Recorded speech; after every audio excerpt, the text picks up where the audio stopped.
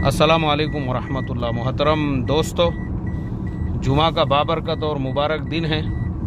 हाफिज़ अबू ज़र साहब के साथ में हम लोग निकले हैं नमाज जुमा पढ़ने के लिए रासल खैमा यूएई में। और आज हमारे हाफिज़ अबू ज़र साहब जो है इस जुमा को मुझे लेकर चल रहे हैं रासल खैमा शहर के अंदर।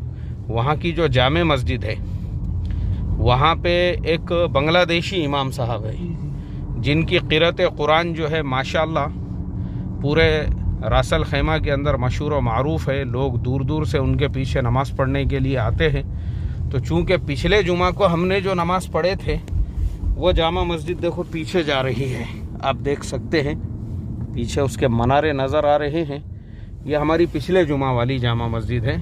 ये असल में ये जामा मस्जिद जो है ये अल रम्स ही ना, अल रम्स हम जहाँ पे अभी है ये एरिया का नाम अल रम्स है जी। और ये रासल खैमा शहर की तरफ हम बढ़ रहे हैं। तो अल रम्स की ये जामे मस्जिद थी जहाँ पे हमने पढ़े थे। अब जो रासल खैमा ये पूरी ख़ुद एक इमारत है, वहाँ की जो जामे मस्जिद है वहाँ पे इंशाअल्लाह अब हम नमाज ये जुमा की जो नमाज जुमा है वो वहाँ पढ़ेंगे इंशाअल्लाह। तो वहाँ के लिए हाफिज़ अबू ज़र साहब के साथ निकले हैं।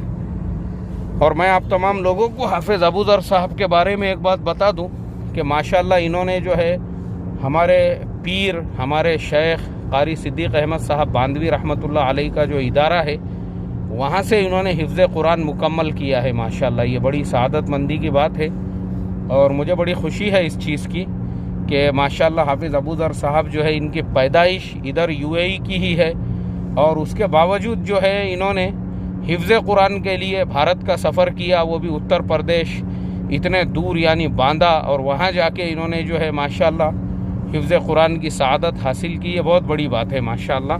मुझे बड़ी ख़ुशी हुई आज हाफिज़ अबू ज़र साहब से तफसीली उनके तालीम से मुताल्लिक़ बातचीत हुई तो माशाअल्लाह। और वैसे हाफिज़ अबू ज़र साहब ने फिर यहाँ आने के बाद में जो है बीबीए की तालीम मुकम्मल की है, आगे वो एमबीए भी करने वाले हैं। उसी के साथ साथ माशाअल्लाह अब यहाँ तो कैसा है वो यहाँ के यानी जब उनका ये वतन ही है, उनके वालिद साहब पिछले 41 सालों से इसी मुल्क के अंदर इसी शहर के अंदर रहते हैं। तो माशाअल्लाह आगे ये एमबीए भी करके अल्लाह ताला इनको और तरक्कियात से नवाजे और ऊंचे मकाम पे पहुँचाए। बस दोस्तों अभी हम चलते हैं मस्जिद की तरफ और इंशाअल्लाह वहाँ पहुँचने के बाद फिर हम ये ऑडियो के अंदर जो है वहाँ की अज़ान भी और इमाम साहब का खुतबा और क़िरात को भी हम इंशाअल्लाह महफूज कर लेंगे अपने मोबाइल के अंदर। 2 साल पहले बनी है। अच्छा, टाइम लिया इसको बनाने में माशाअल्लाह। बहुत ही खूबसूरत मस्जिद है माशाअल्लाह। ये यहाँ पे मोहतरम दोस्तों सबसे बड़ी जो चीज़ है ना वो सिर्फ यहाँ की मस्जिद है। आप देखिए ये मस्जिद की खूबसूरती देखिए। और मुझे यहाँ की मस्जिदों में सबसे बड़ी खूबसूरती जो नज़र आती है वो ये कि इन लोगों ने मस्जिद को सिर्फ मस्जिद बाकी रखा है, यानी मस्जिद को कमर्शियल जो है यानी मस्जिद को कमाई का ज़रिया नहीं बनाया है कि भाई मस्जिद के आगे पीछे दुकानें हैं या नीचे दुकानें हैं ऊपर मस्जिद है तो वो खाली सतन बस मस्जिद ही है माशाअल्लाह। ये एक बहुत बड़ा प्लस पॉइंट है यहाँ का वाकई में भी। तो अभी हम लोग जा रहे हैं हाफिज़ अबू ज़र साहब के साथ में इसके लिए। अब मैं हाफिज़ अबू ज़र साहब के बारे में एक और 2-4 बातें आप लोगों को बता देता हूँ। असल में हाफिज़ अबू ज़र साहब ने जो हथौड़ा के अंदर हिफ्ज़ कुरान मुकम्मल किया है ये वाकई में भी हमारे इंडिया के लोगों के लिए जो है ना एक बहुत बड़ी इबरत की बात है ये। और ये हमारे इंडिया के लोगों के लिए एक सबक लेने वाली बात है कि आप सोचो कितनी कुर्बानी और कितना मुजाहिदा इन्होंने किया यानी हिफ्ज़ कुरान के लिए। इनके वालिद साहब की असल में एक तमन्ना थी कि मैं अपने एक बेटे को हाफिज़ कुरान बनाऊंगा। तो ये यहाँ से यूपी हथौड़ा। अब मैं आपको इसलिए ये सारी बातें बोल रहा हूँ क्योंकि जो इंसान यहाँ पे है या जो यहाँ पे रहता है तो वही इस चीज़ को महसूस कर सकता है कि यहाँ का जो ऐश है, यहाँ का जो आराम है, यहाँ की जो लाइफ है। आप देख सकते हैं हाफिज़ साहब के पास में ऐसी 2 कारें हैं जो कार में हम सफ़र कर रहे हैं। ये कैमरी है। कैमरी पहले तो इंडिया में है नहीं, मैंने तो नहीं देखा। हमारे हाफिज़ अबू ज़र साहब इंडिया में टोयोटा होंडा की दूसरी गाड़ियां हैं, होंडा सिटी है, टोयोटा की इनोवा है, क्वालिस वगैरह है। कैमरी मुझे नई जहन में है कि मैंने सऊदी के और यहाँ के अलावा कहीं और देखा हो, लेकिन माशाल्लाह ऐसी दो गाड़ियां हाफिज साहब के पास में हैं और घर भी उनका माशाल्लाह इतना बड़ा है यूएई के अंदर यानी रास अल खैमा में। उसके बावजूद ये यूपी, अगर मान लो ये हाफिज साहब जो है ना किसी ऐसे मदरसे में जाके तालीम हासिल करते जहाँ गुजरात का शायद कोई मदरसा होता, मुझे इतनी हैरत नहीं होती थी, क्योंकि गुजरात के मदरसों में जो खाने पीने का इंतज़ाम है माशाल्लाह और रहने का इंतज़ाम है वो एकदम मेयारी है, क्योंकि वहाँ पे वैसे भी जो है यूके, यूएस और कनाडा वगैरह के बच्चे पढ़ते रहते हैं। लेकिन इन्होंने हथौड़ा, मैं इसलिए बोल रहा हूँ क्योंकि वो उत्तर प्रदेश का एकदम उधर आखिरी कोने का इलाका है। एक तो दिल्ली उतरना है इनको प्लेन से, वहाँ से कितने किलोमीटर था हाफिज साहब? तकरीबन दिल्ली से मैं हथौड़ा आता था 6 घंटे का सफर। 6 घंटे का सफ़र जी। ट्रेन से? जी। ट्रेन से 6 घंटे का सफ़र माशाअल्लाह वो तय करके हाफिज साहब। और कुर्बानियों में और कुर्बानी में आपको ये भी बता दूं कि क्योंकि ये लोग, इनकी पैदाइश इधर की ही है, इनके वालिद साहब यहीं रहते हैं, यहाँ पे ही माशाअल्लाह इनके वालिद साहब जो है, जो रास अल खैमा के जो अमीर है यानी जो हुक्मरान है यहाँ के, उनके मसाहिब है यानी उनके जो ख़ास लोग होते हैं एकदम करीबी, जो उनको चाय पिलाने वाले, कॉफ़ी बनाने वाले, कहवा बनाने वाले, तो माशाल्लाह वो पार्लियामेंट के अंदर इनके वालिद साहब की जॉब है और वो एकदम करीबी बड़े यहाँ के जो हुक्मरान हैं उन लोगों के करीबियों में से है। तो हाफिज साहब के पास में चूँकि ये गवर्नमेंट इन लोगों को 5 साल और उसके लिए जो है वो एक ये देती है, आईडी कार्ड देती है। अब मसला ऐसा है उसके अंदर कि अगर आप वो कार्ड लेके दुनिया में कहीं पे भी सफ़र करते हैं तो 6 महीने से ज़्यादा आप नहीं रह सकते हैं। आपको एक मरतबा 6 महीने के अंदर यहाँ आके एंट्री करना है।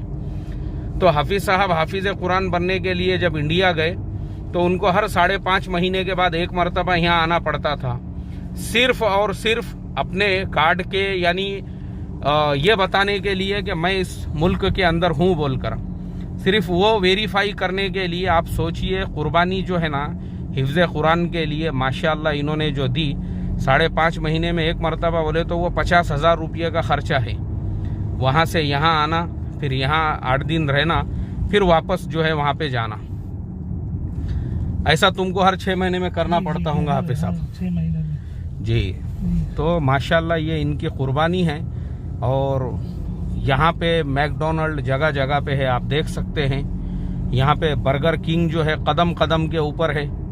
यहाँ पे KFC है, यहाँ पे अलबैक है।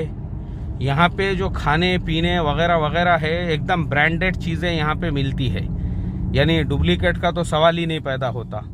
ऐसे माहौल में रहकर माशाल्लाह हाफिज साहब ने मदरसे में पढ़ने के लिए जो कुर्बानी दी है और जो मदरसे की रोटी है और मदरसे का खाना है और मदरसे का मुजाहिदा है, वाकई में भी उनका जो हिफ्ज़ कुरान है अल्लाह ताला उसको राएगा और उसको ज़ाय नहीं जाने देगा।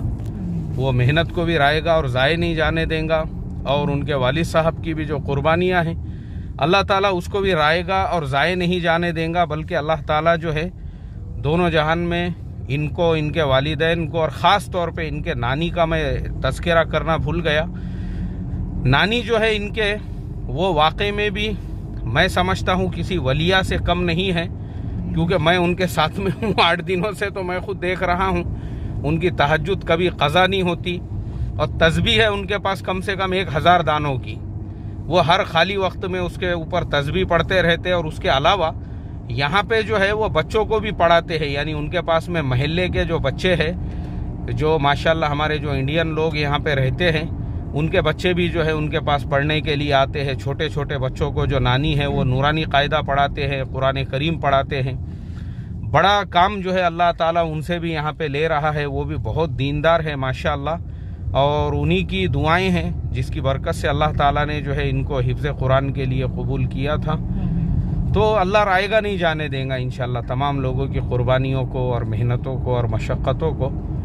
तो अभी देखिए हम लोग जुमा पढ़ने के लिए जिस मस्जिद की तरफ चले थे, माशाअल्लाह वो मस्जिद हमारे सामने नज़र आ रही है, आप देख सकते हैं उसके बुलंदो बाला मनारे। इधर से ही अज़ान होती है पूरे मुल्क में। जी जी।